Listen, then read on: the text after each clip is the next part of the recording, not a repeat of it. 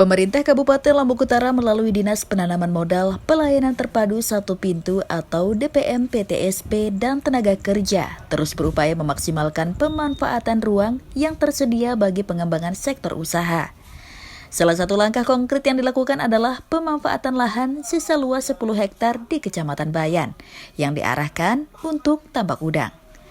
Sekretaris DPM PTSP dan Tenaga Kerja Kabupaten Lombok Utara, Erwin Rahadi, menjelaskan bahwa hingga kini sudah ada 12 perusahaan yang beroperasi di wilayah tersebut dan ada 1 perusahaan baru yang masih dalam tahap survei lapangan.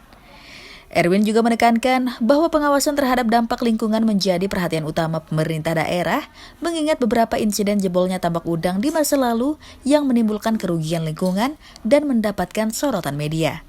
Nah, yang kemarin itu di angka 12 perusahaan yang sudah masuk.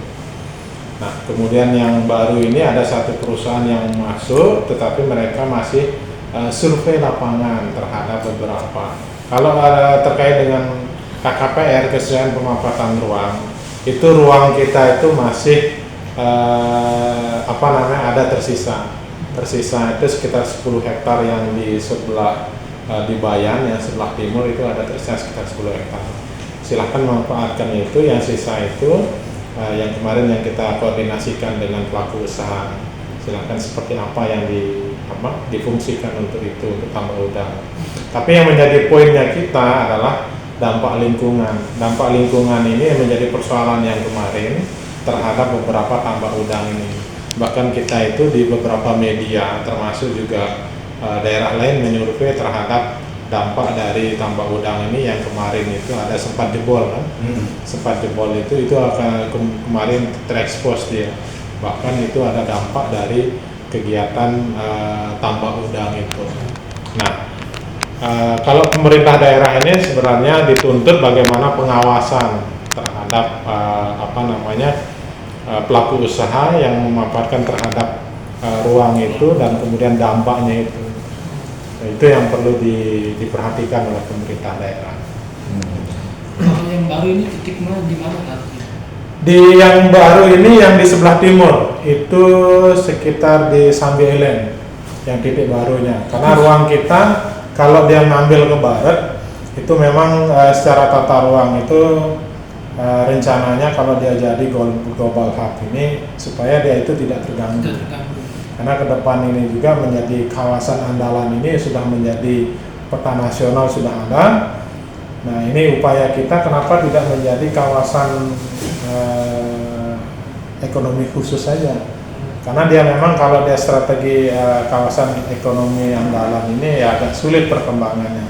Beda dengan KEK, kawasan ekonomi khusus. Kalau dia ekonomi khusus itu biasanya program itu langsung masuk.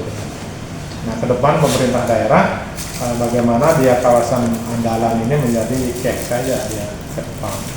Itu yang di Sambielen ya? Ya, di sebelah timur ya Sambielen. Sudah sesuai dengan kesesuaian ruang? Sudah ada batasannya kemarin, kita minta untuk konsultasi dengan teman-teman tata ruang, ada sisanya untuk kawasan itu untuk tambak udang, silakan. Karena memang peruntukannya itu agroindustri yang di Bayan itu. Kalau dari sumber pendapatan daerah itu dengan 13 tambak yang ada ini dengan tambahan 1 ini masih berlaku kan dalam hanya 1% ke daerah? Ya. Atau seperti apa nanti?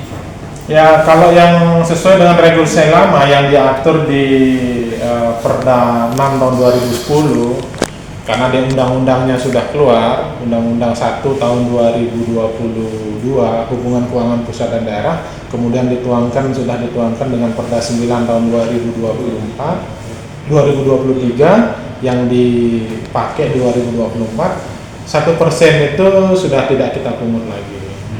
Nah, memang dia ini mekanismenya teman-teman Bapenda ini bagaimana sekarang bisa mengembalikan terhadap 1% itu. Ini masih cari celahnya bagaimana daerah itu bisa mendapatkan PAD dari tambak udang.